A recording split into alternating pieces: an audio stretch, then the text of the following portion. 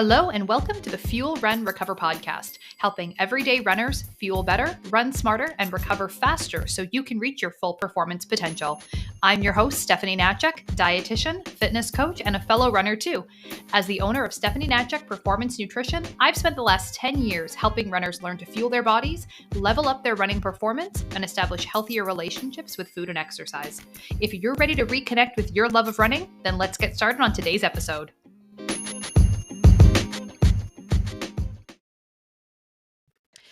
Okay, so welcome everyone to today's episode of the Fuel, Run, Recover podcast, where I am really excited to be sitting down with Staceyann Doria, who is a Fuel, Train, Recover program graduate and has accomplished some really amazing things this year with her running. Things that I think she probably wasn't even sure if they were possible when she first started on this endeavor, which she will tell you all about coming right up. But yeah, thank you so much, Stacey, for joining me. It's great to have you here, and I'm really excited for everyone to hear what you have to share with them today. Thank you for having me. I'm excited too. And everything you said was 100% true. Although I guess to be fair, it wasn't just when you started the journey that you thought maybe this wasn't going to happen. It was maybe when you got a little bit closer too. But we'll get into all that. We'll have lots of stuff to talk about today.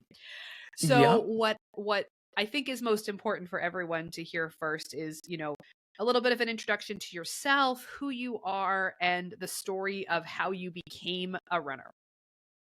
Yeah. So I think the basics, Staceyann. I am out here in Reno, Nevada. I'm from the Bronx. And in terms of who I am an event planner who loves to spin. And here I am running now. In terms of how I became a runner, I think it, is one of those the group mentality. I have a group of friends that really love running, and um a couple years ago, maybe 2 or 3 years ago, they said, "Hey, Stacey, we're going to do a race. You want to sign up with us? We're going to go to brunch after." And I love brunch. So of course I signed up because brunch was included. And they were like, "Yeah, we're all doing the 10K." And going back to, I think I said it, I'm from the Bronx. I don't know what 10K means. Everything's a street, an avenue, a block. And so not knowing what that meant, I went into a 10K and it was the worst pain I've ever felt in my life. Because And I 10K did it is all a for lot of mimosas. blocks. Yes, it's a lot of blocks. And it never ended. And I did it all for mimosas. I've learned a lesson hard way on that one, but that's where the running journey began. And so I did that race and I went, okay, well, that wasn't great. What would happen if I actually trained? And from there, it just became this, okay, you'll do a little 5K here or there, but that was it. And then this year, I really invested in training and running. I challenged myself to do something that scares me, and running scares me. And because I could never go, "Hey, Stacey, let's start off small," I decided to sign up for a 20-mile race. And here we are, 1 year later, a runner. And not just any 20-mile race, No, a 20-mile no. trail race At night at with night. jumping choyas in part of the Javelina Jundred. So I was running in the desert amongst the wildlife and cacti and everything. That's what I decided to do because extreme. Yes. Go big or go home, right? Go big or go home. Exactly. So, over the course of the last year, you have done, a couple of races and events leading up to your big Javelina 20-mile. But do you have any like favorite races that you've participated in? Like, aside from that one, which of course we all want to hear about, what are some of the other favorites that you maybe have had, and what did you really like about them? I am a sucker for scenery. So if I'm able to experience it and it's just not a road race, which is something I enjoy about running in a desert out here, there's always something to look at. But in terms of my favorite races, the half marathon I did, the Napa to Sonoma half marathon, is amazing. I also study wine. And so being out there amongst the vineyards and actually running and seeing them actually pick grapes, and it was just a gorgeous day. That was absolutely gorgeous. And I did this one night trail race, 5K race, in Auburn, California. And again, it's on a trail. It was at night. It was 5K, but I didn't realize one of the hills, I think, is called Cardiac Hill, and I call it Cardiac Arrest Hill, because I didn't know. Once again, my friends tell me to sign up. I sign up. I need to learn to do my research before I say yes. And that was an awesome race for me because it also proved to me that I can do hard things. That was a really hard 5K, and I did it with no hill training or anything. And so that was kind of cool, even though there were a couple times I thought I was going over, but that's a different story. Yeah, yeah. And if you don't know who the friend in your running group is that is like the one who makes everyone sign up for everything, then it's probably you, right? Like there's always we all have Gretchen, I'm that like talking to those you. people. Mine is Michelle. Michelle, Yeah. if you're listening to this. Like you would think it's me. You would think that it's me, but it's not. No, And no.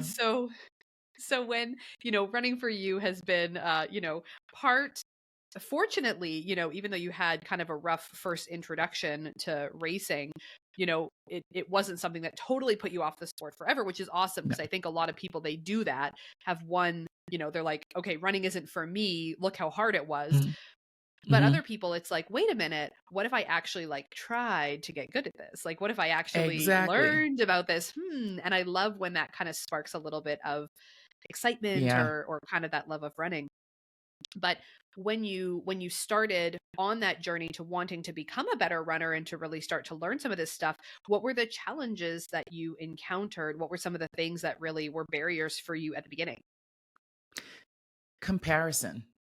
Okay. And understanding that my journey does not look like the next person's journey. And so for me it was, oh man, this person could just get out there with no training and just run 10-minute miles or 12-minute miles, or how can this person breathe and talk at the same, like breathe and run and talk at the same time. That was really hard. And also, falling victim to the internet. Oh, I found this one plan, or this one person said this, and okay, that must be applicable to everybody. And that was a huge challenge for me. And it really, and the other challenge is, people saying, well, if you walk when you run, you're not a runner. And that's not true, right? And so I think it was a lot of understanding that you are an individual in this journey and you cannot compare yourself to others at all. Yeah, absolutely. And when it comes to everything, I mean like paces and training programs and Ugh. distances, like just all of it, right? Like every one of us is completely unique and we really need to lean into Mhm. that I think in order to be not only successful in the sport but also to like really enjoy it.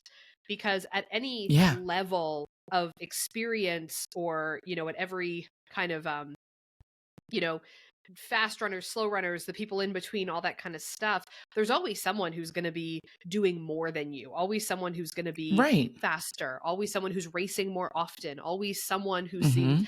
there's always that competition. And as soon as you can let go of that, I agree with you. It makes this whole journey so much easier. I mean, I just fell into the journey. And we know when I first started, I would come to you and be like, well, I was on the TikTok interweb street and this one person said blah, blah, blah. And you're like, Stacey, no. That's not how it works. You are not that person. Right? And it was like, oh, wow. Okay. Or, going on the Run Keepers or the Stravas and looking up these different programs. And it's like, no, no, it doesn't work. Yeah, Like, it might work for others. As long as you realize that it's okay for it not to work for you, it's not a fault on you. Put it that way. exactly. Exactly. So when was it? So kind of going back to this kind of beginning of your journey as a runner and sort of deciding that you really wanted to start taking this more seriously and learn as much as you could about it. When did you decide that you really wanted to work with someone on both your nutrition and how you trained? Like when did you kind of start to realize that you needed help in these avenues? What was going on then? Yeah. when I signed up for this race, for this 20 miler was in January. So like, I mean, January 3rd, I think registration opened, and January 3rd I was signed up. And I'm not going to lie. I think when I first started the journey, it was like, okay, this really scares me. And also, this would be a great way to lose weight. Right. And so I immediately went to, I think it was, I won't name said app, but I went to an app and I downloaded a program to follow. And I was like, I want to run, you know, 12 or 13-minute miles, whatever it is. I don't even run a 15-minute mile. When I started, it was not that at all. And so I started doing this program and I realized, man, this is really hard. And I have never run before. And I think I need someone to talk to so that I know whether or not this program is right or wrong. And even before that program, I didn't understand things like easy runs, tempo runs, strides. How do you incorporate weight training in there as well? So, like, I would go out there and I would just run to run, just Yeah. run into the ground. And I'm like, and even with you, it took a couple months for you to be like, Stacey, easy running means you should enjoy it. Like, so, um, when when I realized that I was getting to the point of almost not enjoying running and almost not enjoying the journey to get to the ultimate race, that was when I was like, okay, Stacy, you need to go to an expert. There's a reason why there are professionals that do what they do, and I am not a professional in running. So let me go find a professional that can help me and really just bring the nutrition and the running journey into one path. Absolutely. And I think that that's such an important kind of point for people to understand, and like newer runners that are listening to this episode in particular, to kind of see just how common this is, because I have this conversation with people all the time. When you first start running, people start running and they have one speed, right? You're either running Yes. or you're walking. That's all you've got, right? Yes. You have Mhm. to learn how to do the easy running, learn how to Mm. intentionally slow down to improve, your endurance and the length of time you can run for. You have to Yeah. learn how to not be at an all-out sprint, but how to be just a little bit uncomfortable in those kind of tempo paces and in those different workout zones. And these are things that sometimes you can get that from like a blog post, or sometimes you can get that from a training plan. But a lot of times, if you're downloading a training plan off the internet, it's going to say just like, your speed repeats or tempo run, or, just Yes. go out and run 5 miles. And if you don't have any other information about what that's supposed to feel like, look like, any other instruction for you as an individual, whether that's heart rate or, Right. or rate of perceived exertion, whatever it might be, then you get a lot of people who are killing themselves trying to follow these training Exactly. programs, thinking that Mhm. they should be running 8 miles, getting ready for a race at their all out fastest pace, and they're suffering. Mhm. This is where the running sucks. Running is too hard. I'm not a good runner.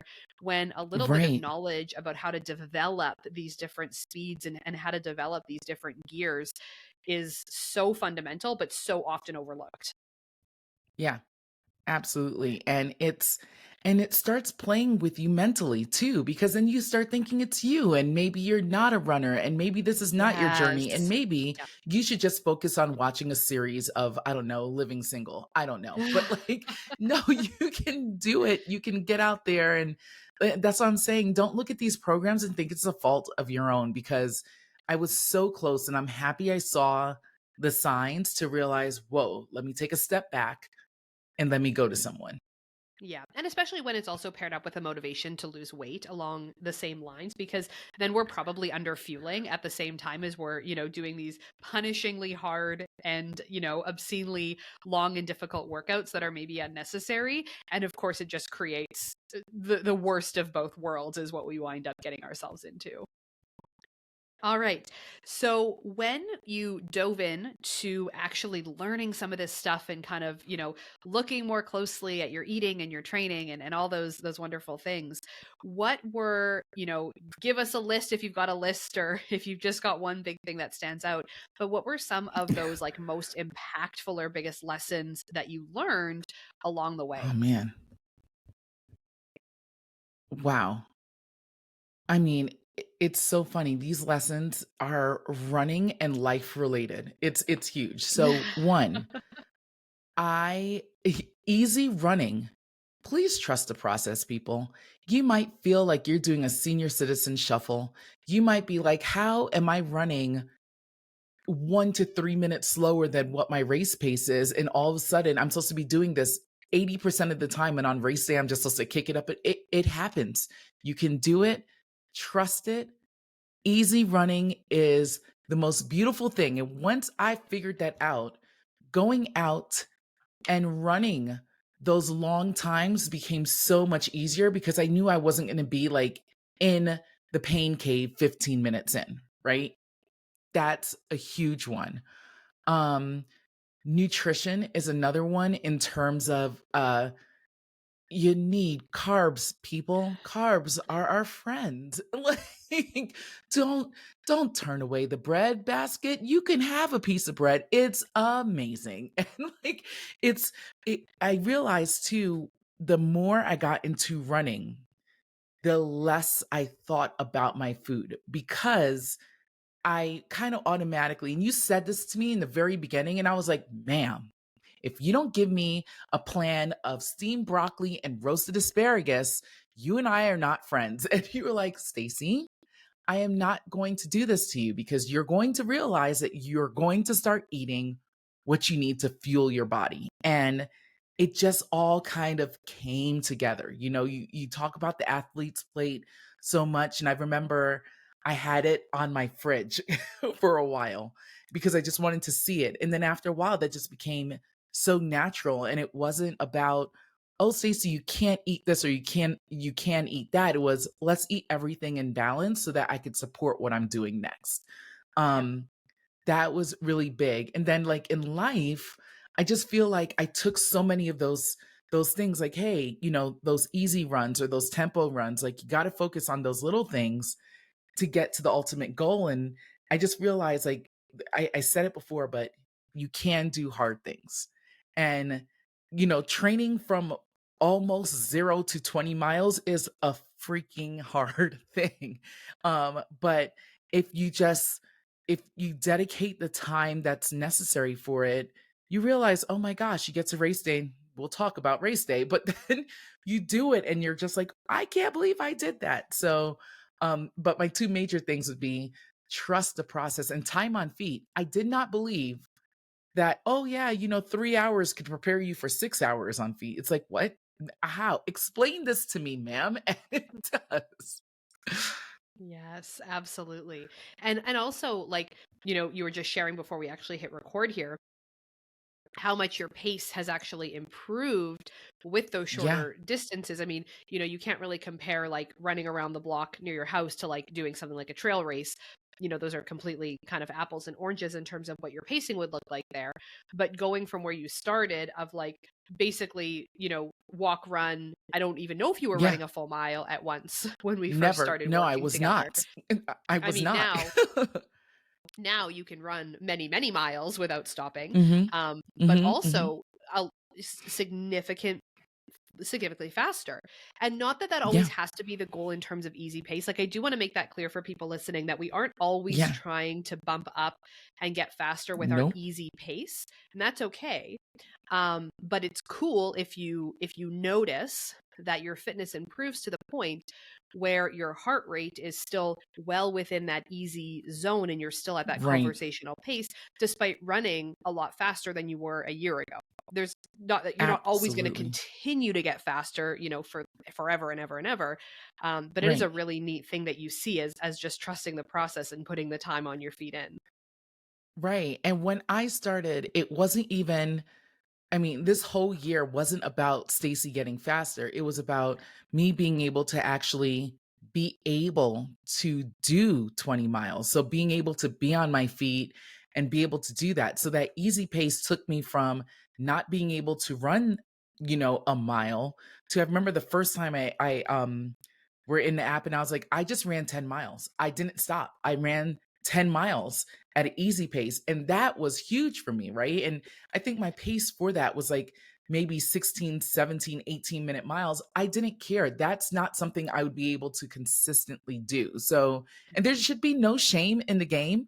Like you shouldn't be like, oh my God, I'm over a 15-minute mile. I'm walking. No, like you have to do that to get to race day to be able to do those for me would be like 14, 13-minute miles. Right. So Yes. I'm loving it. I love it all for me.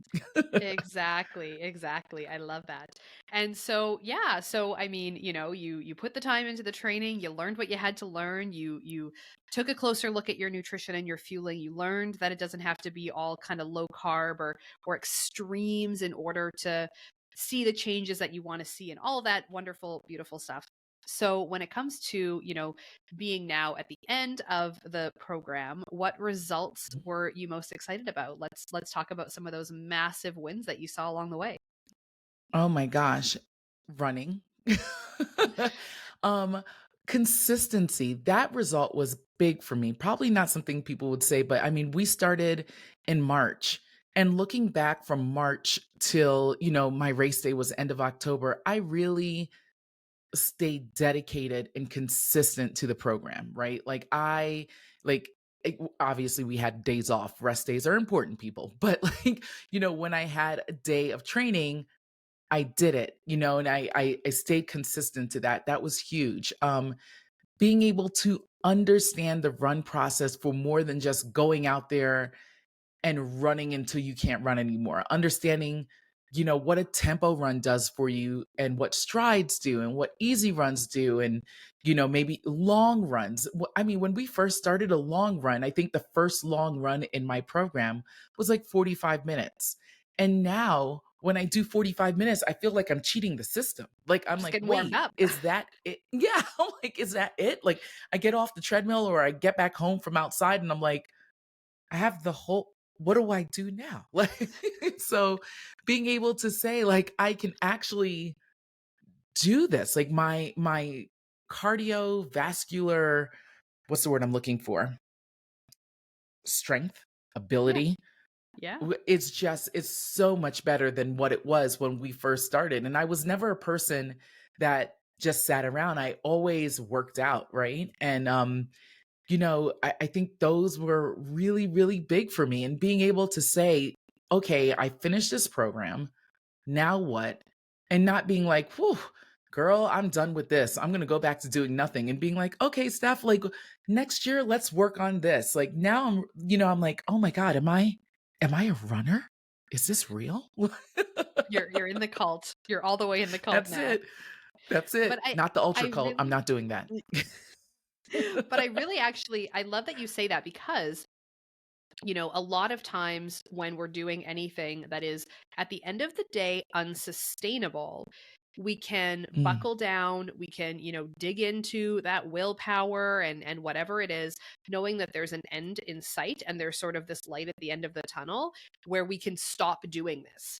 And that's where a yeah. lot of people are on that continual, diet cycle of always being on this Mm, next program, being on this next diet, doing this thing, because there's sort of an endpoint that then even if we aren't intending to quit, we get to an endpoint that then we can, go back to what we were doing before, kind of revert back to our old habits yeah. and whatever. And to get through, all the races that you did this season, because it wasn't just the 20-mile, but everything else that you did, and to reach the end of it and just feel that much more motivated for what's next. Okay, what's my next Yeah. goal? How am I going to shift gears? And it's not always about larger volumes. It's not always about longer distances. It's about just kind of thinking about what skills you want to work on as a runner in the next step. But that really shows the sustainability of what you have already incorporated, like the sustainability of what you're doing. And of course, the enjoyment of it that Yeah. you want to keep going. Like, it's not, oh yeah, I can't wait to be done with this and never have to look at it ever again, but to Hmm. really, be taking a little bit of time off to kind of rest and let your body recover, and then pick it up again and see what's next. Yeah, absolutely. I mean, and like you said, it doesn't, your goals don't have to be, oh, like Stacey, you just ran 20 miles, so you're going to run a marathon. No, I'm not doing it. And stop asking me, Gretchen. I would like to work on my speed, right? So, like next year, I'm like, I already said this to you. I'm like, let's focus on the 5Ks and 10Ks and let's see how I Yeah. can get faster in these smaller races and, help me build towards, when I do a half marathon again, like, how can Yeah. I cut that time down? Exactly, exactly. It's a long game, it's a long process, but you know that when you really find that enjoyment in it, you're already thinking, years possibly down the road in terms of goals, which is super cool.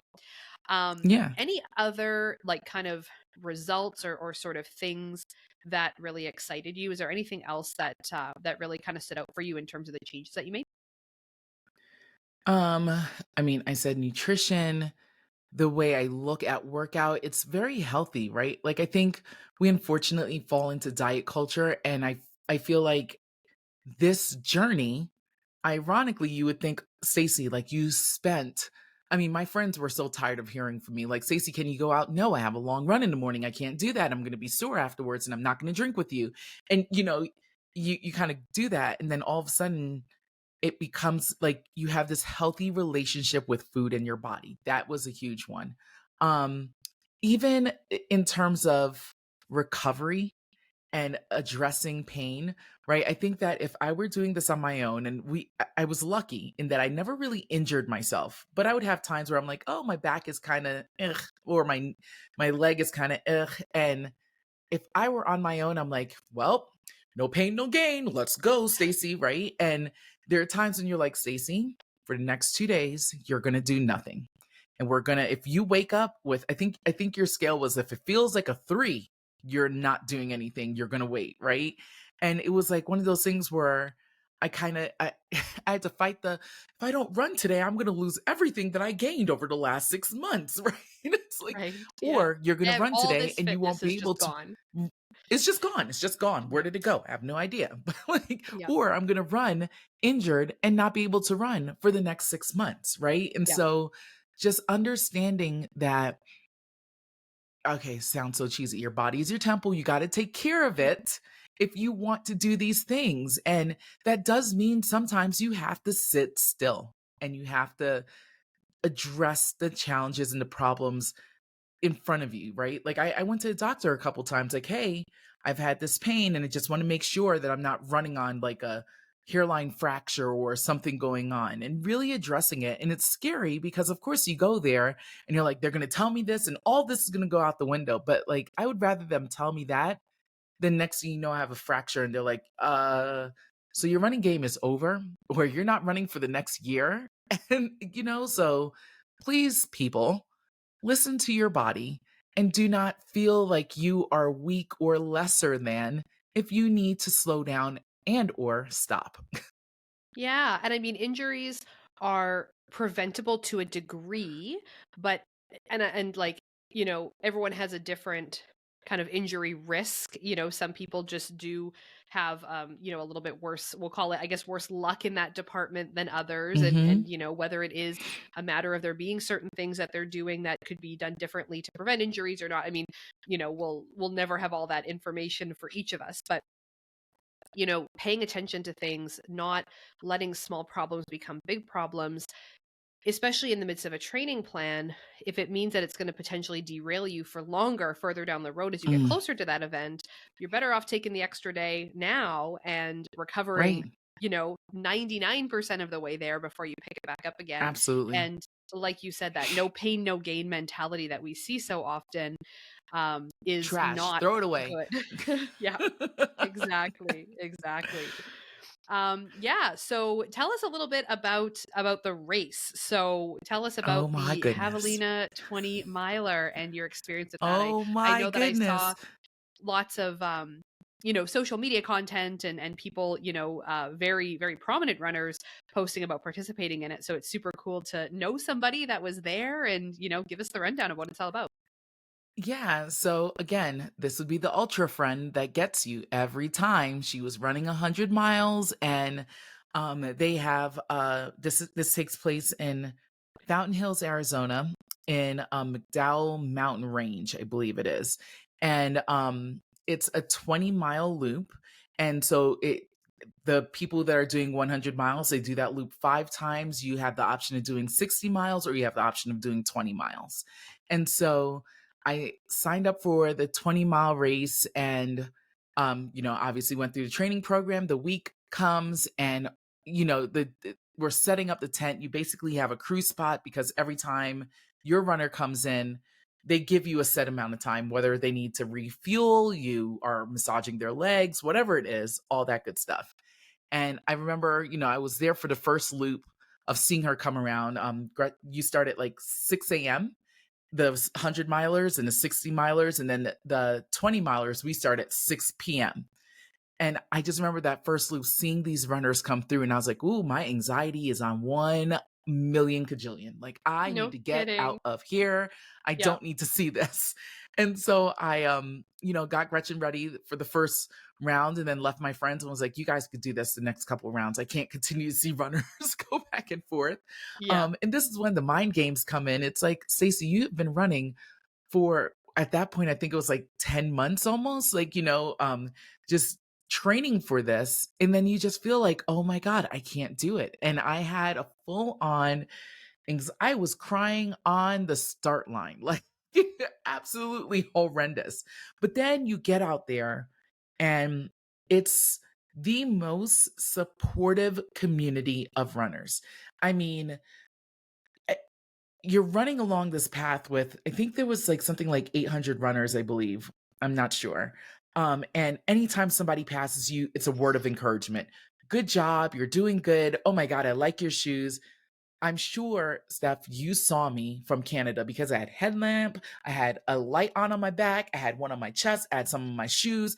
I was like blinking to the gods. Like, It was also the middle of you the saw night. me coming. It was the middle of the night. Like, and it's the desert. There's no lights anywhere, right? And Yeah. most of the trails, like maybe one or two people deep. That's it.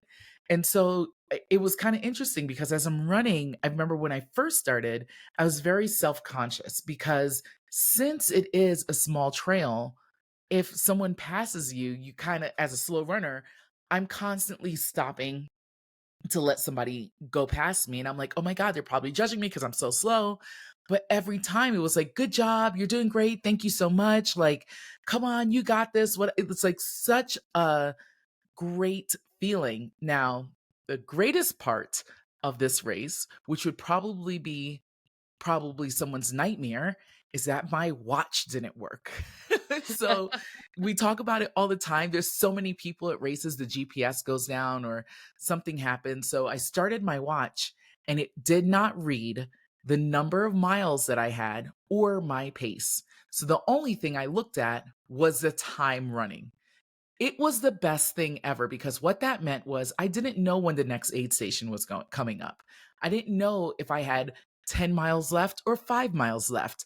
I didn't know if I was running too fast or too slow. I had to trust myself and run on vibes. And it was the best thing that has ever happened to me. Because if you asked me if I was running 6 hours out there, I would say no, I probably ran like 3 hours. That's what it felt like. But I was running like 640 out there, and I had these aid stations with like full kitchens. One of the aid stations, I don't know if I told you this, was a full party, a DJ, a dance floor. There Oh, were I love costumes. that. They had a barbecue. So like I stopped. I didn't like, I'm not running for anybody's golden ticket. I'm running for I fun. wouldn't So have I stopped. finished. I Oh my wouldn't have God. finished the I race. I would stopped. just like, I stretched. I danced. I yeah, had exactly. a wrap. I had some pickles. I had some candy. Like, it was all good. Like, so like it, I mean, it was the epitome of like, enjoy the race, enjoy the race. And, Yeah. I definitely saw some ultra um, marathoners, some really well-known ones. And unfortunately, or fortunately for them, I don't know people. So like, I couldn't fangirl over anybody. And that meant that I just enjoyed having conversations with people and people looking at me like, do you know who you're talking to? I'm like, a woman. Like, no idea. But it was such an amazing race. And if you're looking for just a race to have fun with, and especially like the 20 miler starts at 6 p.m. at night, I mean, it is Arizona. They were running in the heat of the day where they were lucky. It was like 82 degrees, but 82 degrees in Arizona with no shade feels like 90. So I feel those ultra marathoners, whoo, child. Mm. Yeah.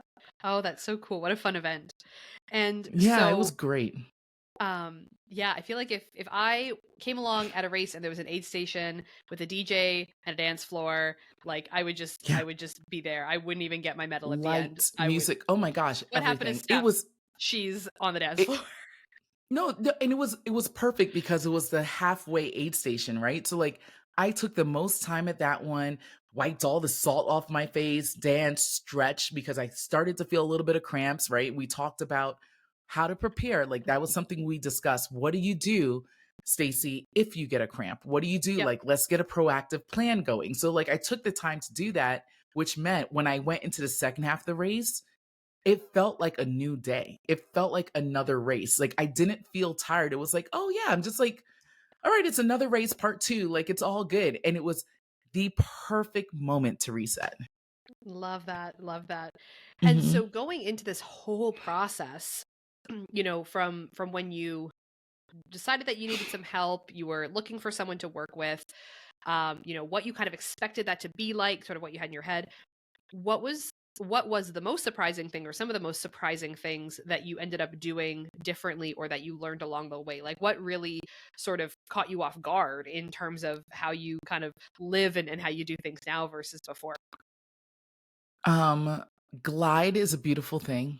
I never knew about Glide before. Also, if you didn't know, you have to get very intimate with yourself when you put on Glide. I learned that lesson the hard way. So close the bathroom door, put on a candle, light a candle, and glide up, people. That's something that I didn't Yep. know before.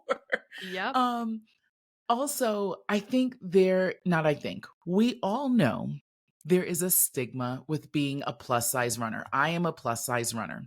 And so I think I was like a little afraid.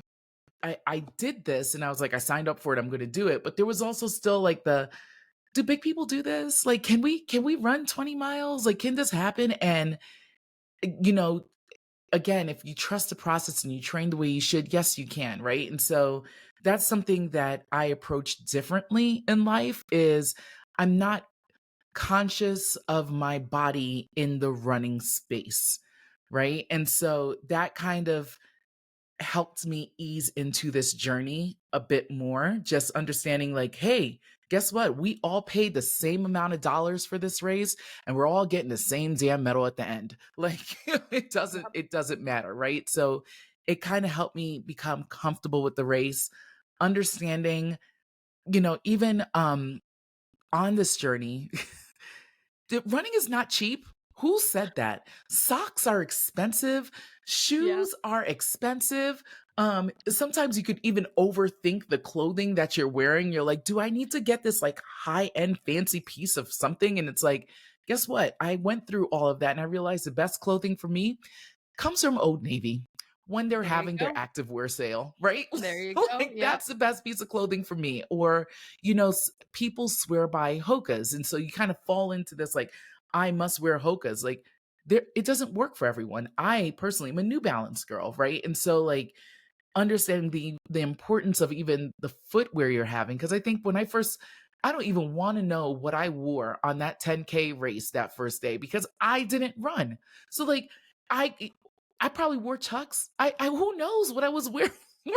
Like socks who? Like I don't know. They probably had a hole in the big toe. I don't know. Like so like, just the importance of like the clothing. And also I know so many people are like, oh, it's race day. I have to look pretty. I'm like, no, if I haven't run in this before, it's not coming with me on race day. Like I tried every piece of clothing on all my training runs to decide, okay, this is what I'll bring with me on race day. Do not try anything new, people. Don't do it. Don't get new shoes on race day. No, don't do that. So those are some of the things that I've learned. Yeah, and I think that too, you know, that point that you made about like the running community and the inclusivity of the running community is something that has been talked about a lot more lately. I've seen a lot of Mhm. conversations around even just the race experience for people who are at Yes. the back of the pack. Like you see some Yes. races that are running out of water, running out of Gatorade, running out of medals at the end. And I mean, I have never been a race director, so I obviously I have no idea the ins and outs and the challenges of doing something like that. But I think that, you said it perfectly, like we're all paying for the same event, we're all signing up for this Yes. experience, and it should be just as good for the runners at the front as it is for the runners at the back. And I want to give a shout out to Reno Races for that. I ran a half marathon in October and I experienced that. I was back of a pack runner. There's a 3:30 cutoff for the half marathon, and I came in like 3:28, right? And as I'm coming around, to aid stations towards the end, I'm literally seeing them close these aid stations. There's no water, there's no anything. I get to the finish line and it's like, what happened to all the sponsors and the vendors and like, you guys announced that this is the amount of time. Like, what's going on here? And the reason why I give a shout out to Reno Races is I did email them, and it's something about me. I'm an event manager, right? So I do understand the logistics of planning and all of that. And so I understand I'm not going to go at them and be like, how dare they? And I'm like, listen, like we all deserve the same experience. This is a great day and everyone, works really hard. And just some of the things like communicate. They didn't communicate that it was a 3:30 cutoff until the day like of packet pickup or something like that in the packet pickup email. They never communicated that before. I'm like, you say it's 3:30, but then there's no aid stations for us. There's no anything. We get to the finish line and the DJ was playing So You Had a Bad Day. Like like at Oh 3:30, right? no. Like what is happening here? And so I emailed them and I said, "Hey, this is something that should be addressed, should be looked at. Like, if you're telling people this is a cutoff time, your sponsors, your vendors, you need to also do that." And they were so great with immediately responding, saying, that is an error on our part. We will do better. And we would love to invite you back, for a next race. And they gave me a discount code for another race. But like, I would also encourage people to speak up and say something to them because sometimes they just need to be made aware. Yeah. Yeah, absolutely. And especially if you're They had a going to be bad day. finishing an event. Yeah, that feels deliberate. Dirty. Yeah. Yeah. Yeah, and especially if you are going to be within the cutoff time. Like I understand to a point if there is a specified Right. cutoff time for a race and they've said like, this is how long we can have volunteers, this is how long we can have streets closed down Exactly. for, because like you said, there's a lot of stuff that goes into this. But to be within that cutoff time and to already be kind of tearing down and being done with this thing, Right. like that's incredibly, incredibly disheartening.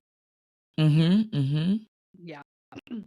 So, aside from some of the logistical and clothing and anti-chafing lessons that you learned, what are some of the things that you're doing differently now that you wouldn't have anticipated? What are some of the surprising things that you're now doing differently as a runner, as Oh a my person gosh. who eats?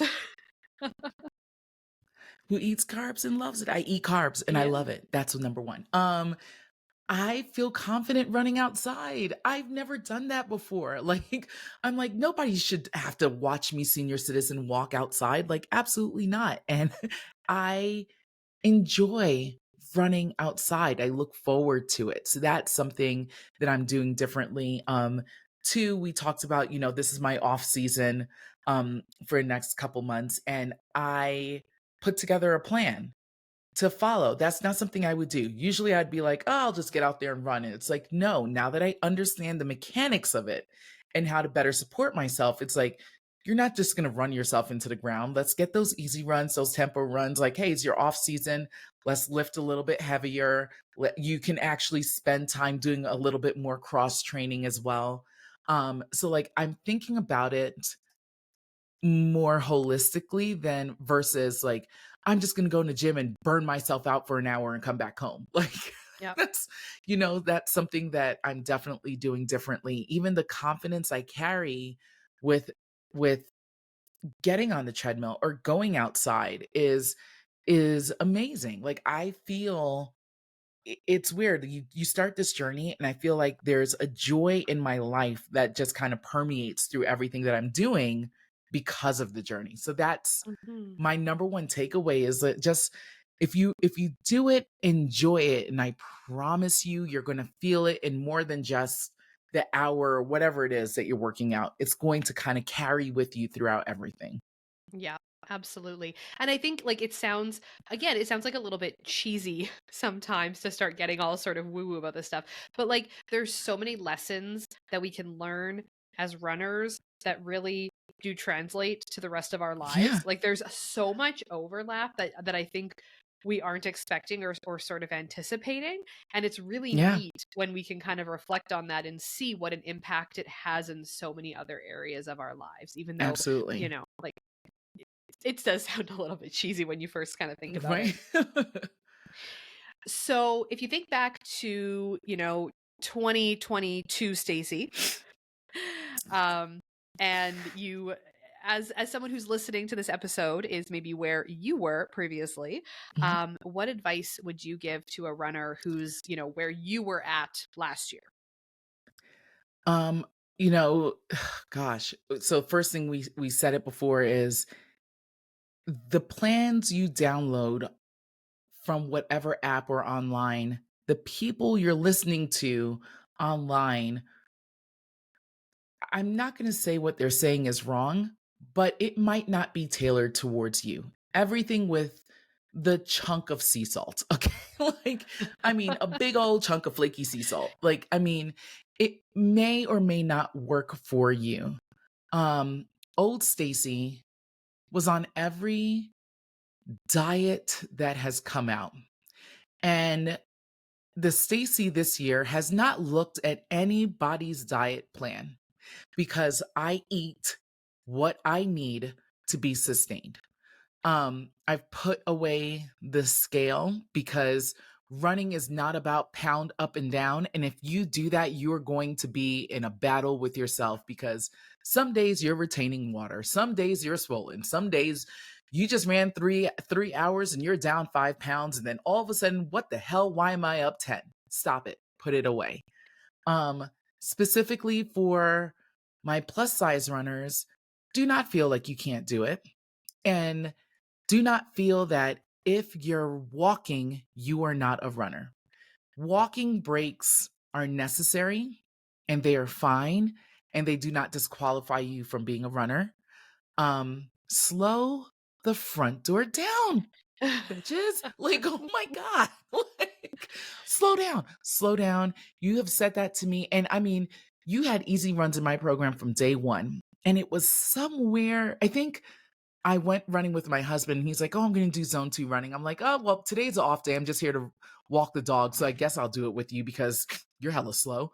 And so, like, I did it. And I was like, wait a second, is this what this is? And you're like, look at how consistent this time is, Stacy. This is what were you? I was like, yeah, I was talking to him the whole time. Like I think I called my mom in between. And you're like, lovely. And once that hit, I was like, oh, shiitake mushrooms. Is this what easy running is? And then that became like my hour and a half, 2 hour, 3 hour runs became less daunting because it was like, Yep. okay, so I just get to be outside a little bit longer. Like Yep. that's it. And so it like slow down and just plus size people, we belong in the space just as much as anybody else. And feel confident in that and know that you belong. That's it. I love that. I love that. And I think too with the dauntingness of the long run, so many people have so much long run anxiety.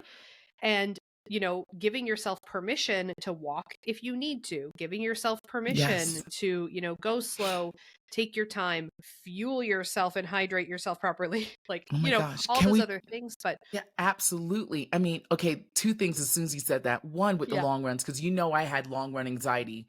Every time I saw it, I would like send you a message immediately, like, I don't like you, don't talk to me for the next 3 days. And yeah, like, but okay, there's two things you said to me. Stacey, why don't you set up an aid station at home and break up that long run? So you come back, you reset, you refuel, you do all that, and then you go back out. Once I did that, it just kind of once again kind of reset me for round two of a run, and it was easy.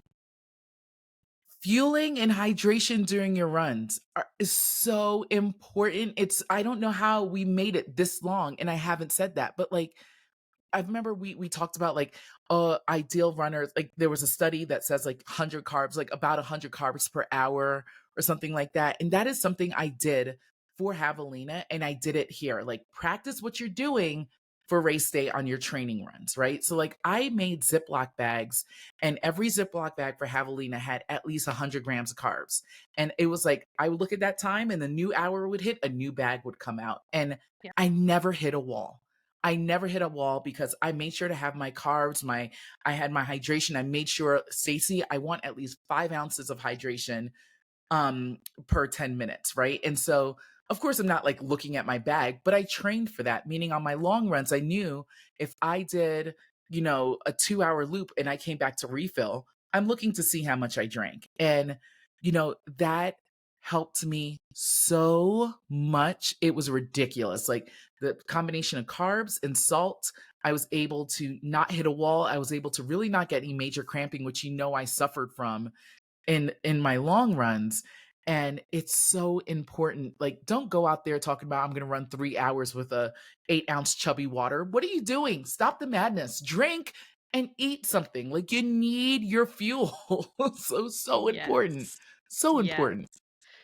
Wonderful advice. Wonderful advice. I don't think we can, I honestly, I don't think that we can, no matter how many times I say it, no matter how many times guests on the podcast say Oh, it, no matter how many times I talk about it on social media, no, there will never be enough, encouragement and kind of pushing please. for the fueling and hydration, because you do see people who still want to not necessarily promote a certain way of doing things, but what I see a lot in like the Facebook running groups and stuff like that, which, can just be as helpful as they are sometimes, other times I'm Mm, like, we need to just do away with this whole thing.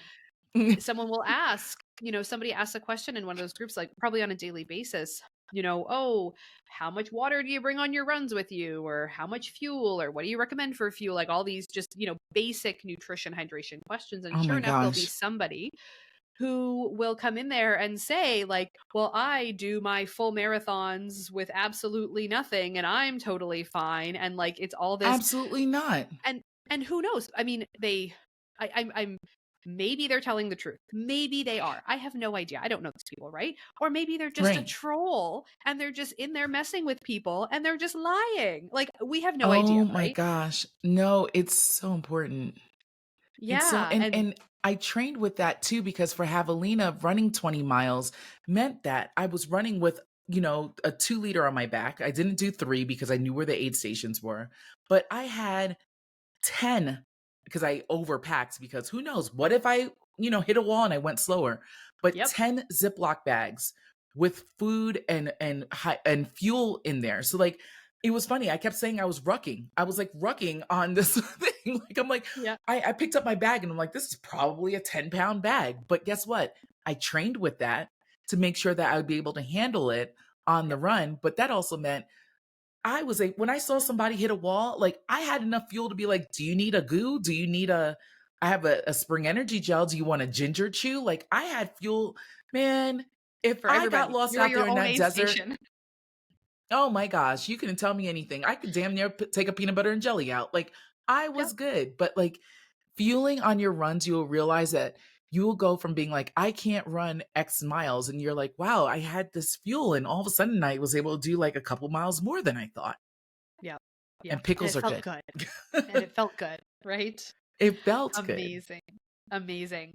All right. So Any final words for everyone who's listening today? Any final words of wisdom, pieces of advice, things that that you Oh, want to share with everybody man. who's listening today? I think that you don't need to have a major race to get a running coach.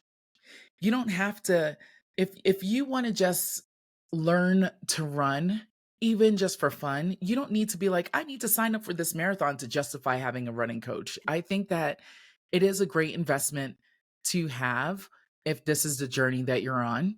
Um Stephanie, I think your website will be in the show notes, and I would highly encourage that. Like I go through withdrawals when I don't speak to you. I'm like, oh my god, let me tell you what Coach Steph said. Your name comes up a lot in this household. Let me tell you.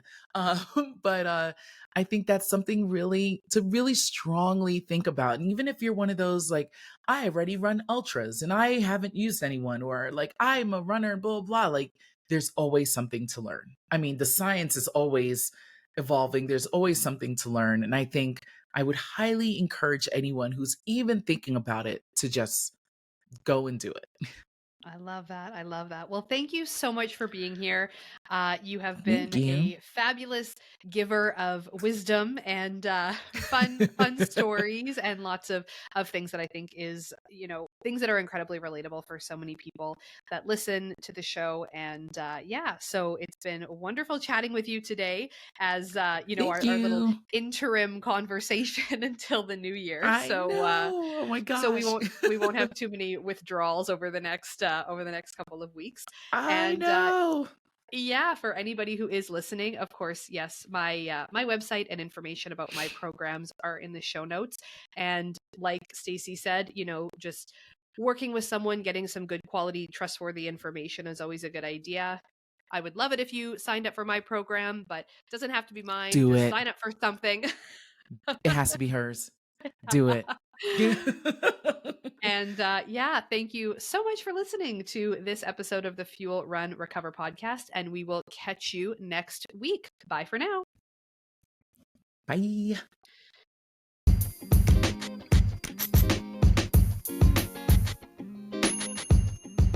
The information on this podcast is for educational purposes only and is not to be used or relied upon for the diagnosis or treatment of any health condition. This information does not create a client-practitioner relationship and should not be used as a substitute for professional medical advice.